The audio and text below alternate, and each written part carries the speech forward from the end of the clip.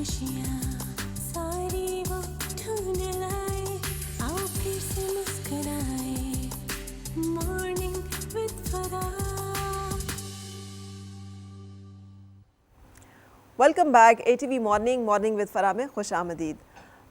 तारीख़ से जुड़ना बहुत ज़रूरी होता है, इसलिए कि आपको पता है कि जब किसी भी कौम की धारा बदलना होता है, उसकी सोच का, तो क्या किया जाता है, उसकी तारीख़ को मस्ख़ किया जाता है ताकि वो लोग जान ना सकें कि क्या हुआ था। जब अंग्रेज़ों ने यहाँ पर अपनी हुकूमत कायम करने की कोशिश की तो बहुत सारे ऐसे गद्दार लोग थे जिन्होंने अपनी वफ़ादारियाँ बेची थी और घोड़ी पाल मरब्बों से लेकर बहुत सारी ऐसी जायदादें जो हैं वो तोहफ़तन उनको दी गई थी और वो मदद करते थे बागियों को पकड़वाने में। और बागी वो लोग थे जो कि अंग्रेज़ साम्राज्य के ख़िलाफ़ और उस निज़ाम हुकूमत के ख़िलाफ़ जो कि वो मुसलत करने की कोशिश कर रहे थे, आवाज़ उठा रहे थे। सो जो लोग इस ज़मीन के लिए, इस धरती के लिए लड़े, वो बागी करार दिए गए। उनकी जायदादें, उनकी अमलाक सब जो है वो ज़ब्त कर ली गई। उनकी नस्लों का जो एक सिलसिला है वो भी मिटा दिया गया। और वो सब लोग जो कि असल में गद्दार थे, गद्दारान वतन थे, उनको जायदादें और अमलाक दिए गए जो कि फिर जागीरदारी में और मुख्तलिफ़ सरदारी में और मुख्तलिफ़ चीज़ों में कन्वर्ट होती चली गई। अब जबकि हमें आज़ादी हासिल किए हुए 76 बरस से ज़्यादा हो चुके हैं, तो हमें बहुत ज़रूरी है कि हम अपने असल हीरोज़ के बारे में जानें। 21 सितंबर जो है एक ऐसे आज़ादी के मतवाले की शहादत का दिन है, राय अहमद ख़ान खरल साहब, कि जिनके साथ मेरी गहरी अकीदत का रिश्ता है। 80 साल की उम्र में इन्होंने अंग्रेज़ों को नाकों जिसे कहते हैं चने चबा दिए और एक ऑर्गेनाइज जिसे कहते हैं बगावत का एक सिलसिला और अलम बुलंद किया।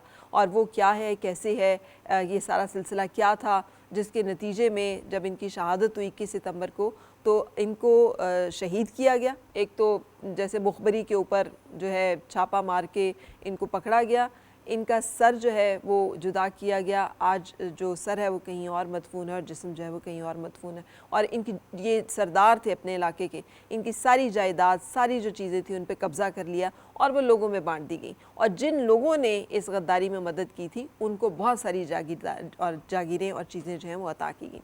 सो इस हवाले से बातचीत करने के लिए आज डॉक्टर दिलावर हुसैन साहब को मैंने यहाँ पे मदऊ किया है, जो कि हिस्टोरियन हैं, कायद आज़म यूनिवर्सिटी के साथ मुंसलिक हैं। अस्सलाम वालेकुम डॉक्टर साहब। Thank you so much. जो मैं अभी कहानी सुना रही थी इसमें कोई गलती तो नहीं कर रही थी, क्योंकि मैंने तो अपनी मोहब्बत में इनके बारे में बहुत पढ़ा हुआ है। बिल्कुल भी आपने कुछ गलत नहीं कहा। इसमें दो एस्पेक्ट्स हैं। अगर जो आप बात कर रही हैं 1857 में जो कुछ हुआ, जो वार ऑफ इंडिपेंडेंस है, उसमें दो किस्म के लोग थे जो पार्टिसिपेट कर रहे थे। एक वो थे जो रेजिस्ट कर रहे थे, जिनको आप कह रही है गद्दार, ऑफिशियल डॉक्यूमेंट्स में उनका कहा जाता है जी, जिन्हें तोपों के सामने खड़े करके उनको उड़ा दिया गया। और एक वो लोग थे जो वफादार कहलाए उस वक्त के, हालांकि वो गद्दार थे, ज़मीन के गद्दार थे। यहाँ पे हम उनके कुछ नाम भी आगे जाके लेंगे कि वो कौन लोग थे। इमन राय अहमद ख़ान खरल जो हैं उनके ऊपर जब बात कर रहे हैं तो उनके कज़न्स थे, वो भी उसमें शामिल थे कि इधर उनकी मीटिंग में बैठे होते थे और वो प्लान किया जा रहा होता था कि जी कल हमने वहाँ पे अटैक फर्स्ट पोज करना है, यहाँ पे करना है, तो वो फिर जाके वहाँ पे मुखबरी किया करते थे। और जो आप स्टोरी सुना रहे थे कि जी उनको फिर बड़ी बड़ी जो जायदादें दी गई, जागीरें दी गई।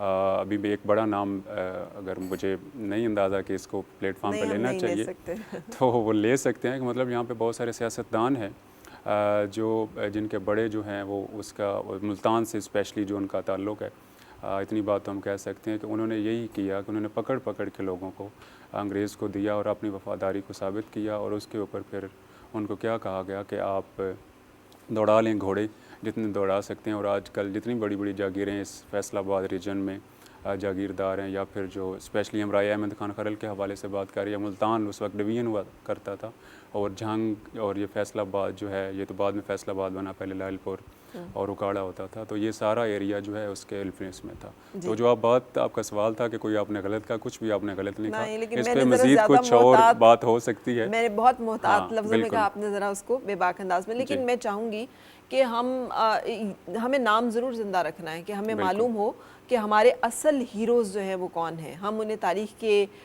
हम तो गद्दार नहीं कि हम उनको क्यों छुपाएं। मुझे बताइएगा कि 80 साल की उम्र में क्या ज़रूरत थी एक ऐसे सरदार को कि जो अपने इलाके का एक बहुत बड़ा सरदार है, बासर भी है, बारोब भी है, ज़मींदार भी है, जागीरदार भी है, कि वो खड़ा हो और वो आवाज़ उठाए और वो आर्म्ड जिसे कहते हैं स्ट्रगल में आए अगेंस्ट अंग्रेज़ साम्राज्य। देखें, अंग्रेज़ साम्राज्य का आपने खुद से लफ्ज़ बोला। पहले हमें ये थोड़ा सा कॉन्टेक्स्ट जानने की ज़रूरत है कि ये राय अहमद ख़ान खरल जो हैं, क्या यही अकेले थे या इंडिया में उस वक्त सिचुएशन क्या थी जो ब्रिटिश इंडिया की हम बात करें तो 1857 जो डेट है ये बहुत इंपॉर्टेंट है। इसमें जो वार ऑफ इंडिपेंडेंस, जो लोकल इंडियंस हैं, यहाँ पे मैं लफ्ज़ इंडियन इसलिए यूज़ कर रहा हूँ कि उसमें मुसलमान भी थे, हिंदूज़ भी थे, टू सम एक्सटेंट सिख भी थे, तो इस वजह से हम सिर्फ मुसलमानों की बात नहीं करते। हाँ, रूल जो उस वक्त था वो Bahadur Shah Zafar the second, first नहीं, वो जो थे वो रूल कर रहे थे, जो लास्ट मुग़ल रूलर थे। तो ये सिचुएशन थी और उस वक्त अनफॉर्चुनेटली जो मुग़ल एम्पायर एक वक्त में उस वक्त का जो एरिया आज का पाकिस्तान, इंडिया, बांग्लादेश और कुछ पार्ट्स ऑफ अफ़गानिस्तान है, इसके ऊपर रूल कर रहे थे दिल्ली से बैठकर। उस वक्त ये सूरत हाल थी कि महल के अंदर जो है उनको पेंशन मिला करती थी और उस पर वो अपना गुजारा करते थे कोर्ट का। तो ये सिचुएशन थी। बहरहाल जो है कुछ लोकल इंडियंस जो थे वो मिले और उन्होंने कहा कि हम इसको रेजिस्ट करेंगे, कि हमारी एक पूरी तारीख़ है और हम इसको एक्सेप्ट नहीं करेंगे, और हमारा स्पेशली जो बहादुर शाह ज़फ़र दी सेकंड है जो हमारा हुक्मरान है और उसके साथ जो इस तरह सा सलूक करवा रखा जा रहा है। तो ये फिर रानी ऑफ झांसी, उसके ऊपर मूवी भी बनी हुई है, बहुत मशहूर एक करैक्टर है, वो थी। फिर बहादुर शाह ज़फ़र थे और बहुत सारे और भी लोग थे जिन्होंने फिर ये एक अनऑर्गेनाइज, इसलिए मैं कह रहा हूँ कि उस वक्त इस तरह से आपकी जो मुग़ल आर्मी थी वो ऑर्गेनाइज नहीं थी। इकानमी की जो सूरत हाल मैंने बताई, तो फिर पॉकेट्स में लोगों ने रेजिस्ट करना शुरू किया। तो इसी को हम इधर भी जोड़ लेते हैं कि जो राय अहमद ख़ान खरल हैं, तो ये गुगेरा वाली साइड पे जो है फैसलाबाद आजकल है और वहाँ पे थे। तो वहाँ पे बहुत सारे कबाइल हैं, फ़तियाना में एक ट्राइब है, इसी तरह से ये खरल हैं।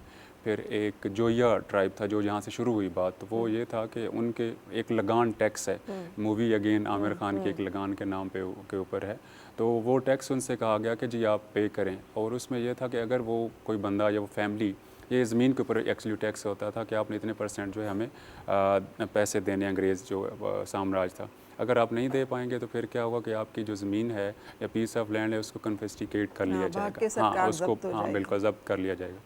तो वो ऐसा ही कुछ हुआ, तो वो अब नहीं दे पा रहे थे। तो क्या हुआ कि ना सिर्फ के वो जो जोया ट्राइब के मर्द हैं उनको, बल्कि बच्चे और उनकी ख़वातीन जो हैं उनको भी अंग्रेज़ जो हैं उन्होंने जेल में डाल दिया।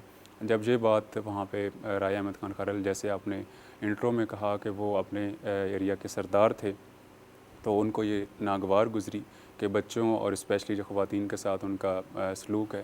तो फिर उन्होंने लोगों को जो है साथ मिलाया और ऑर्गेनाइज़ किया और उन्होंने कहा कि हम जो है इसको कबूल नहीं करेंगे, और फिर उन्होंने अटैक किया उस जेल के ऊपर और वहाँ से उनको छुड़वाने की एक कोशिश की।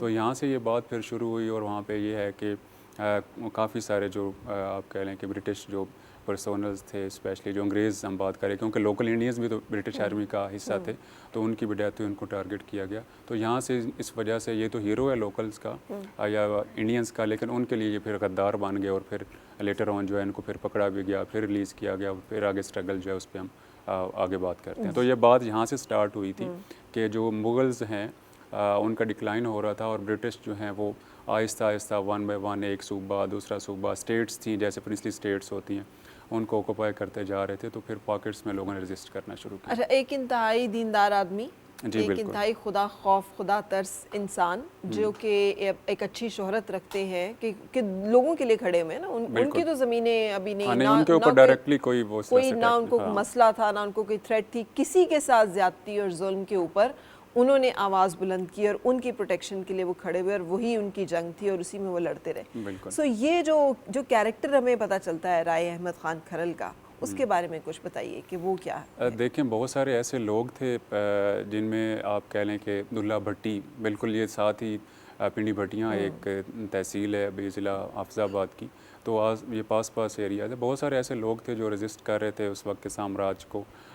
तो जो इनका जो करैक्टर है कि आपने कहा कि इनको तो कोई ज़रूरत नहीं, से सरदार थे, तो वो ये समझते थे कि जो ब्रिटिश हैं ये जहाँ पे भले मुझे डायरेक्टली हिट कर रहे हैं या नहीं, मेरी उस ज़मीन को ले रहे हैं, लेकिन जो इनका जो यहाँ पे आना इवन है यही इलेजिटिमेट है। तो इसके कॉन्टेक्स्ट में जब कुछ लोगों ने फिर वो मुग़ल रूल जो है उसके डिक्लाइन के कॉन्टेक्स्ट में लोगों को मोबिलाइज़ किया, और कुछ जो लोकल सरदार होते हैं, आपको पता है सरदारी सिस्टम में अगर आप सरदारी कर रहे हैं तो फिर आप प्रोटेक्शन भी देते हैं, ये एक सिस्टम है। तो उनके एरिया में जब उनके कबीले या उसके जो अंडर कबाइल्स आते थे उनके ऊपर जब ये किया गया अटैक तो फिर क्या हुआ कि उन्होंने इसको प्रोटेक्ट करने की कोशिश की।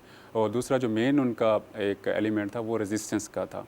और मैं यहाँ पे ये बात ज़रूर कहना चाहूँगा कि अनफॉर्चुनेटली जो हमारे पंजाब की तारीख़ है, पंजाब के लोगों से मुझे थोड़ा सा गिला है, जो पंजाबी, मैं ख़ुद पंजाब से, मेरा चिन्नौर से ताल्लुक़ है, कि हम पता नहीं क्यों हिचकिचाते हैं पंजाबी बोलने से, अपने बच्चों के साथ, अपने फ्रेंड्स के साथ।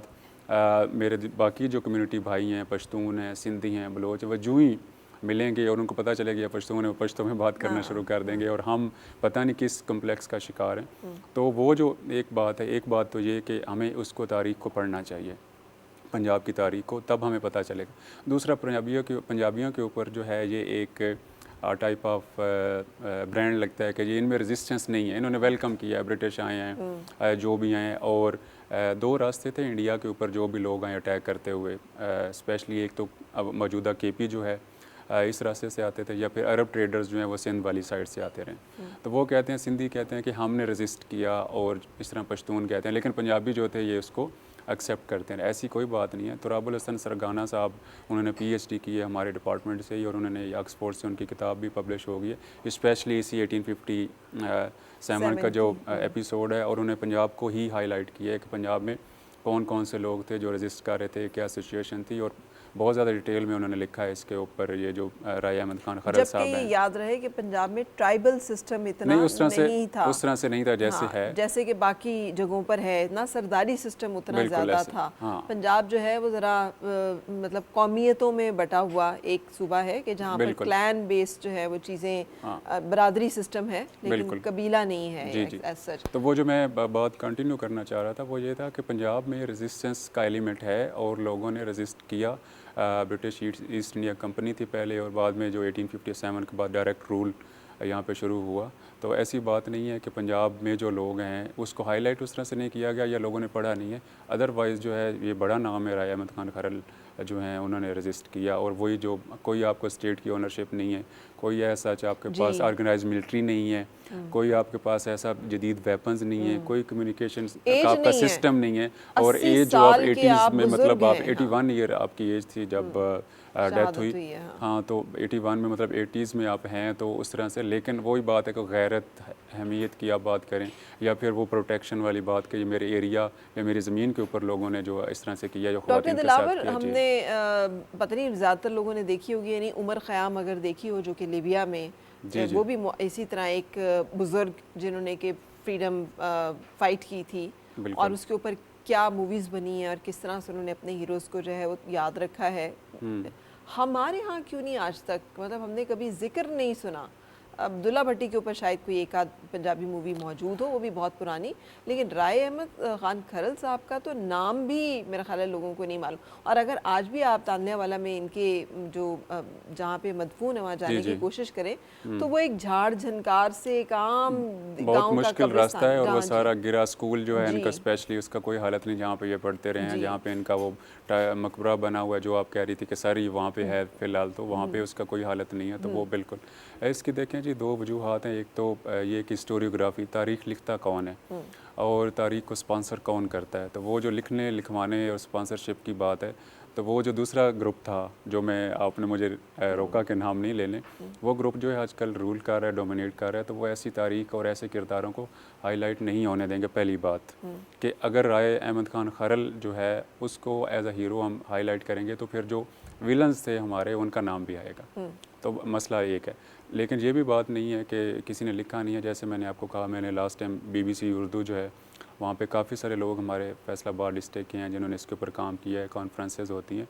और जो बड़ा नाम मैंने आपको बताया कि OUP ऑक्सफोर्ड यूनिवर्सिटी प्रेस से ये तुराबुल हसन सरगाना साहब, ये BZU मुल्तान यूनिवर्सिटी जो है वहाँ पे प्रोफेसर हैं, आजकल हेड भी हैं। तो उन्होंने फुल फ्लैज इसके ऊपर काम किया है, तो काम कर रहे हैं लोग। इनके औलाद का, नस्ल का कुछ पता चला कि इनकी शहादत के बाद अंग्रेज़ों ने क्या सलूक किया फिर इनके साथ? देखें, उन्होंने बीच की स्टोरी भी हम डिस्कस करेंगे। जी बिल्कुल। इनकी जो शहादत है वो इसी तरह से है कि इनको पहले एक दफ़ा जो है इनको जो है अरेस्ट किया गया, फिर अवाम जो है पब्लिक का प्रेशर था कि इनको रिलीज़ करें, तो वो फिर इनको रिलीज़ कर दिया गया। फिर इन्होंने क्या किया, गुरीला वार शुरू कर दी कि वो छुप के ये जंगलात में चले गए। बाकी सारे ट्राइब्स को कहा जाता है, कुछ सोर्सेज कहते हैं कि तकरीबन 2 से या 5,000 लोग ये जो इकट्ठे हो गए मुख्तलिफ ट्राइब्स, उनको ये हेड कर रहे थे। इवेंचुअली क्या हुआ कि वही जो मैंने पहले आपको बताया, कुछ ऐसे लोग इनके अपने ही सफ़ों में थे जो गद्दार होने चाहिए लेकिन वो अंग्रेज़ के वफ़ादार थे। तो वो ऐसी मीटिंग हुई कि हमने कल फॉर सपोज जो है फ़लाँ जो गुगेरा जेल है उस पे छावनी पे हम वो अटैक करेंगे। तो इनका अपना एक कज़न था, सरफराज खरल उसका नाम था।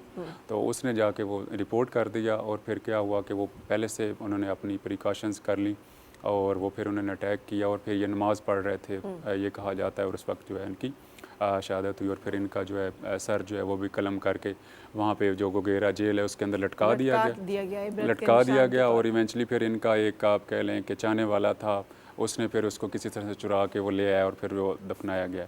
तो जो लोग आप कह रही हैं कि वहाँ पे जो लोग रेजिस्ट कर रहे थे कि नहीं कर रहे थे, तो वो उनके साथ मोहब्बत तो उस तरह से थी, पहले भी थी, और बाद में जब इन्होंने उनकी प्रोटेक्शन के लिए फुल फ्लैज जो है अपनी ज़िंदगी तक जो है आप कह लेंगे दे दी, तो लोग उनसे मोहब्बत तो करते थे। और ज़ाहिर है इनकी भी सारी जायदाद और इमलाक जो है हाँ वो जो जब्त तो होगी डेफिनेटली। और जो आपका सवाल था वो मेरे माइंड से लाइन निकल गई कि जिनकी औलाद के साथ क्या हुआ। तो सिर्फ ना कि इनकी औलाद जो है जो ट्राइब खरल ट्राइब है उनके जो ज़मीनें उनको ले लिया गया, बल्कि बाकी जो फित्याना ट्राइब है, टिवाने हैं, इस तरह से कुछ और जो जोइया ट्राइब जिसकी मैंने जहाँ से बात शुरू हुई थी, तो उनके साथ भी इसी तरह से हुआ।